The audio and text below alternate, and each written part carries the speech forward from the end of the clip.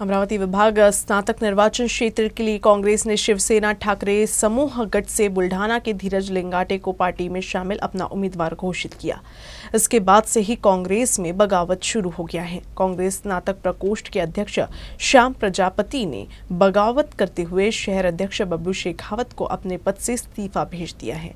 उन्होंने घोषणा की कि वे पद के दायित्व में से मुक्त होकर कांग्रेस के सच्चे कार्यकर्ता के रूप में कार्य करते रहेंगे। विधान परिषद के लिए 30 जनवरी को मतदान होने वाला है। नामांकन के आखिरी दिन तक अमरावती स्नातक निर्वाचन क्षेत्र सीट से ये चुनाव काफी रोचक बना रहा। वैसे तो इस सीट से भाजपा ने पहले ही अपना उम्मीदवार उतार दिया। भाजपा के डॉक्टर रंजीत पाटिल अपना नामांकन भी भर चुके हैं। साथ ही कई अन्य उम्मीदवारों ने भी अपना नामांकन भरा है। लेकिन खास बात तो ये है कि इस सीट से महाविकास आघाड़ी की ओर से बुल्ढाना शिवसेना ठाकरे गुट के पूर्व जिलाध्यक्ष धीरज लिंगाड़े की उम्मीदवारी की घोषणा की गई है। वैसे तो इस सीट से कांग्रेस प्रदेशाध्यक्ष नाना पटोले ने कांग्रेस के ही उम्मीदवार उतारने की घोषणा की थी, लेकिन अब धीरज लिंगाड़े को कांग्रेस में शामिल कर इस सीट से उम्मीदवार बनाए जाने की घोषणा ने सभी को चौंका दिया। 2 साल पहले जब उद्धव ठाकरे मुख्यमंत्री थे, तब पार्टी सचिव अनिल देसाई ने धीरज लिंगाड़े को स्नातक निर्वाचन क्षेत्र की तैयारी करने का आदेश दिया था और तभी से धीरज लिंगाड़े चुनाव की तैयारी में थे। धीरज लिंगाड़े के इस सीट से चुनाव में उतरने से यहाँ भाजपा और कांग्रेस के बीच सीधा मुकाबला है। अमरावती स्नातक निर्वाचन क्षेत्र से वंचित बहुजन आघाड़ी के उम्मीदवार ने भी नामांकन दाखिल किया है। इस मौके पर बड़ी संख्या में पार्टी के नेता और पदाधिकारी उपस्थित थे। राज्य में इस समय विधान परिषद चुनाव की हवा चल रही है। राज्य के विभिन्न जिलों में 30 जनवरी को मतदान होगा। भाजपा से डॉक्टर रंजीत पाटिल, प्रहार से किरण चौधरी, महाविकास आघाड़ी से धीरज लिंगाड़े व वंचित बहुजन आघाड़ी से प्रोफेसर डॉक्टर अनिल अमलकार को उम्मीदवारी है। इनमें से कई ने गुरुवार को अपना पर्चा दाखिल किया है। वंचित के उम्मीदवार ने कहा कि वो स्नातकों को न्याय दिलाने की पूरी कोशिश करेंगे। बाळासाहेब आंबेडकर साहेबांनी मला पदवीधरांच्या प्रश्नावर लढण्यासाठी वंचित बहुजन आघाडीकडून उमेदवारी दिली, त्याबद्दल मी त्यांचा मनापासून आभारी आहे। आज 5ही जिल्ह्यातील वंचित बहुजन आघाडीचे सर्व पदाधिकारी, येथे राज्याचे सर्व पदाधिकारी सर्व आम्ही सोबत येऊन आज वंचित बहुजन आघाडीच्या वतीनं आम्ही उमेदवारी अर्ज दाखल केलेला आहे आणि आदरणीय बाळासाहेब आंबेडकर साहेबांना जे अपेक्षित आहे की या पदवीधरांचे प्रश्न सुटले पाहिजेत, यासाठी निश्चितच हा जो लढा आहे पदवीधरांचा, हा मी एक चांगल्या प्रकारे आपल्या अमरावती पदवीधर मतदारसंघामध्ये ताकदीने उभा करू आणि सर्व पदवीधरांना न्याय देण्याचा आम्ही मनापासून प्रयत्न करू। बुल्ढाना जिले के सिंदखेड़ राजा में 425वीं जीजाऊ जयंती के मौके पर राजमहल में जीजाऊ की प्रतिमा का पूजन कर जन्मोत्सव मनाया जा रहा है। 12 जनवरी की सुबह राजे लखुजी जाधव के वंशजों ने मां साहिब जीजाऊ की पूजा की। पूजा के दौरान जीजाऊ भक्त बड़ी संख्या में मौजूद रहे। राजमाता जिजाऊ मां साहेब की 425वीं जयंती उनके मायके और जन्मभूमि बुल्ढाना के सिंदखेड़ राजा में बड़े उत्साह के साथ मनाई जाती है। इस साल जन्मोत्सव की शुरुआत गुरुवार सुबह 6 बजे जिजाऊ जन्मस्थान पर राजे लखुजी जाधव द्वारा आरती और पूजा के साथ हुई। पूजा के दौरान जिजाऊ भक्त बड़ी संख्या में मौजूद रहे। इस अवसर पर जय जिजाऊ के जय घोष से पूरा परिसर गूंज उठा।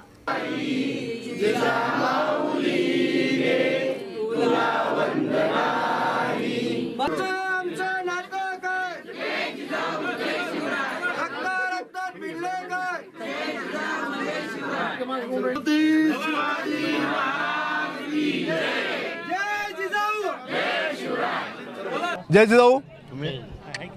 आपल्या सर्व मंडळीला जिजाऊ जन्मोत्सवाच्या हार्दिक शुभेच्छा। आज राष्ट्रमाता जिजाऊ माँसाहेब यांची 425वी जयंती आहे आणि या निमित्तानं आपण सर्वजण या ठिकाणी जिजाऊ माँसाहेबांचं दर्शन घेण्यासाठी आलो आहे। पूर्ण जगभरातनं जिजाऊचं दर्शन घेण्यासाठी सर्व मंडळी या ठिकाणी येत आहेत आणि एक वर्षभराची ऊर्जा माँसाहेबांचं दर्शन घेऊन या ठिकाणाहून लोक घेऊन जात आहेत। ज्या मातेनं छत्रपती घडविले त्या मातेच्या चरणाची धूळ आपल्या मस्तकी लावून एक वर्षभराची ऊर्जा आपण या ठिकाणून घेऊन जावी आणि आपल्या कार्यामध्ये यशस्वी व्हावं, असंच आमच्या सर्व राजेजाधव परिवाराच्या वतीनं आपणा सर्वांना शुभेच्छा देतो आणि थांबतो. धन्यवाद. जय जिजाऊ, जय श्री. राजमाता जिजाऊ की 425वीं जयंती बुल्ढाना के सिंदखेड़ राजा में उनके जन्मस्थल पर बड़े उत्साह के साथ मनाई जा रही है। देश भर से जिजाऊ प्रेमी बड़ी संख्या में यहां पहुंच रहे हैं, जिसमें पूर्व मंत्री रंजीत पाटिल और बुल्ढाना सांसद प्रतापराव जाधव भी शामिल हुए, जहां उन्होंने नतमस्तक होकर जिजाऊ को अभिवादन किया।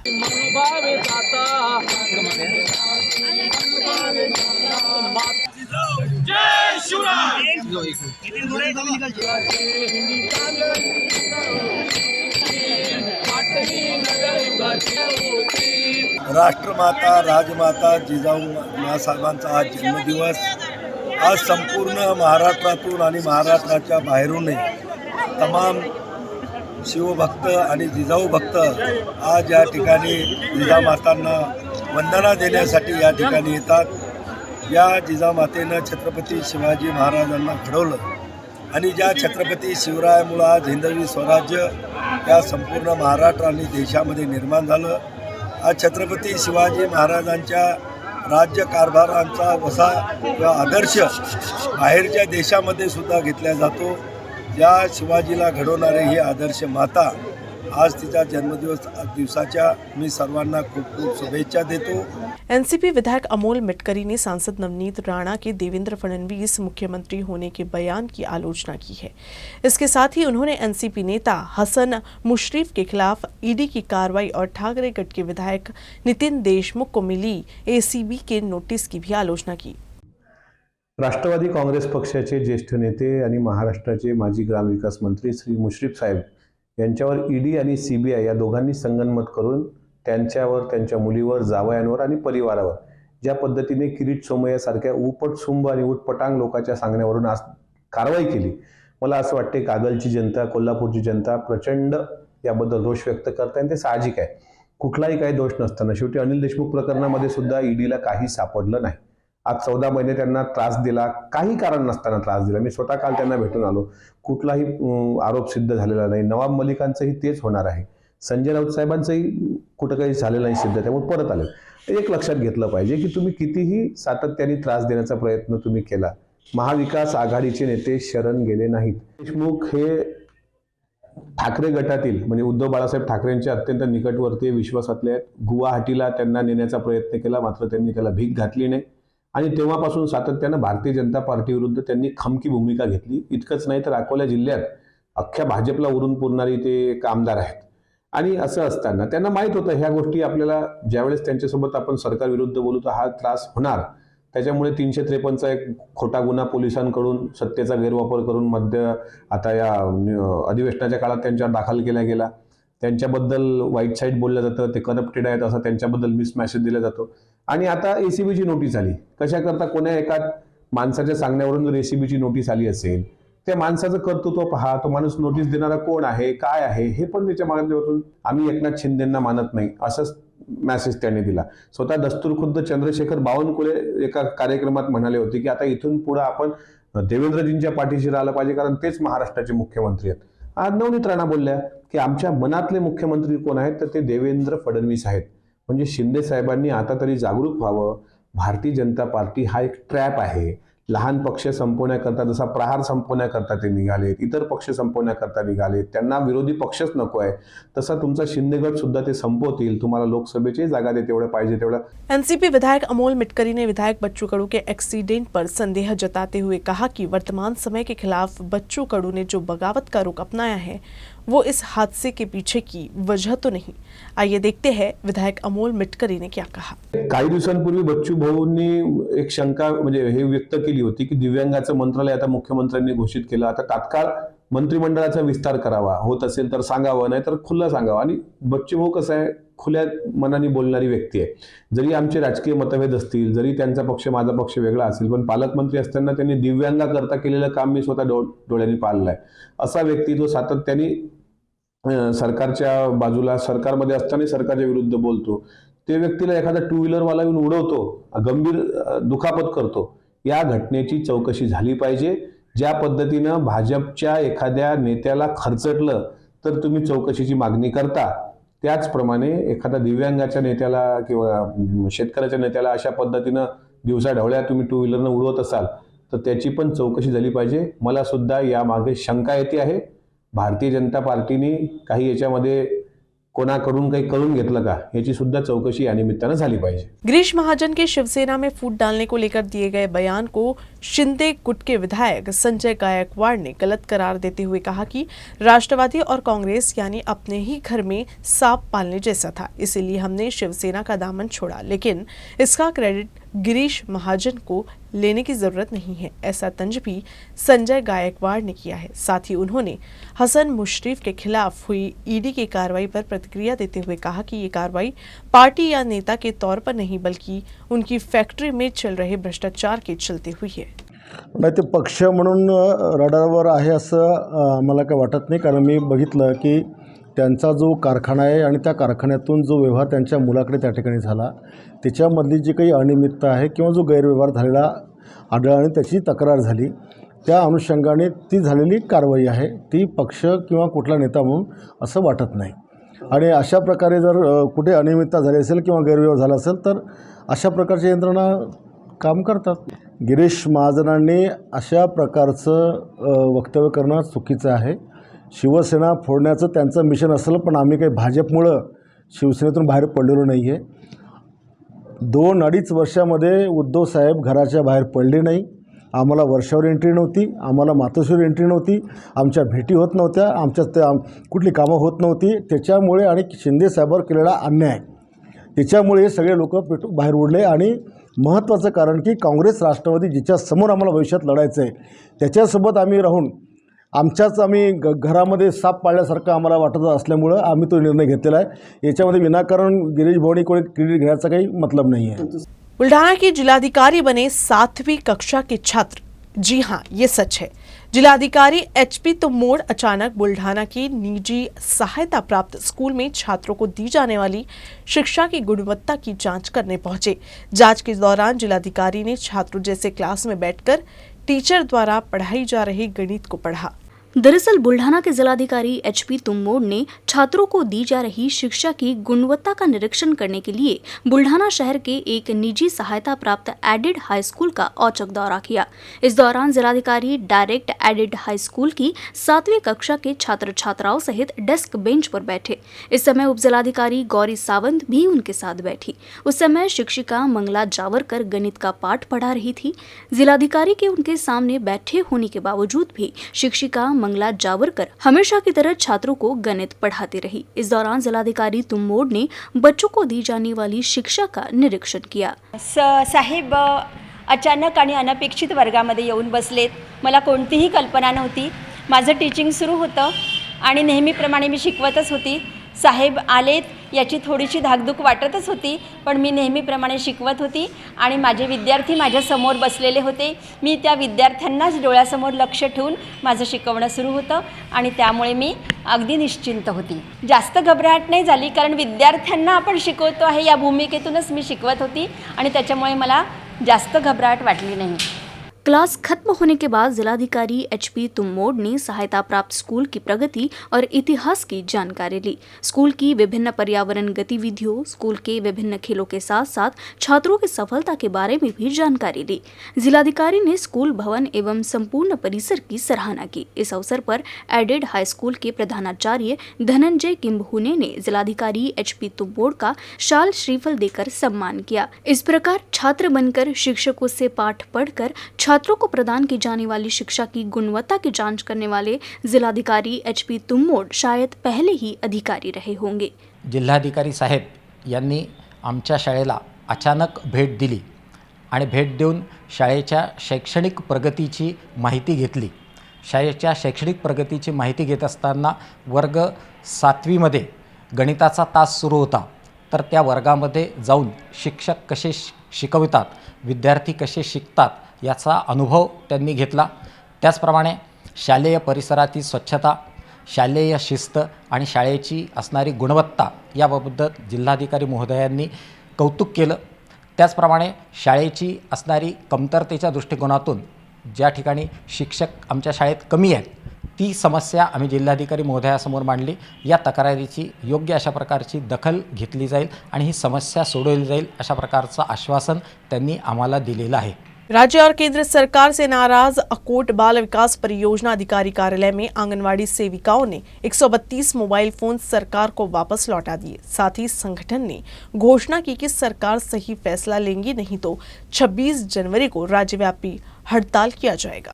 सरकार द्वारा आंगनवाड़ी सेविकाओं को ऑनलाइन कार्य के लिए दिए गए मोबाइल फोन निष्प्रभावी हो गए हैं। इन मोबाइल की वारंटी समाप्त हो चुकी है, जिससे मोबाइल के हैंग होने, बंद होने, डिस्प्ले बंद होने की समस्या आ रही है, जबकि मोबाइल रिपेयरिंग के 4 से 5 हजार रुपए खर्च हो रहे हैं, जिससे परेशान होकर आंगनवाड़ी सेविकाओं ने मोबाइल वापस करने शुरू कर दिए हैं। 2022 के बजट सत्र में महाराष्ट्र सरकार ने 10,000 रुपए के मोबाइल फोन खरीदने के लिए बजट को मंजूरी दी थी, लेकिन ये वादा अभी तक पूरा नहीं हुआ है। केंद्र सरकार द्वारा आंगनवाड़ी कर्मचारियों को पीएफ और कई अन्य सुविधा प्रदान करने की घोषणा की थी, लेकिन केंद्र सरकार ने भी वादे का पालन नहीं किया। इसलिए नाराज आंगनवाड़ी सेविकाओं ने मोबाइल वापस लौटा दिए। शिंदे सरकार हटाओ, मोदी फडणवीस शिंदे सरकार हटाओ,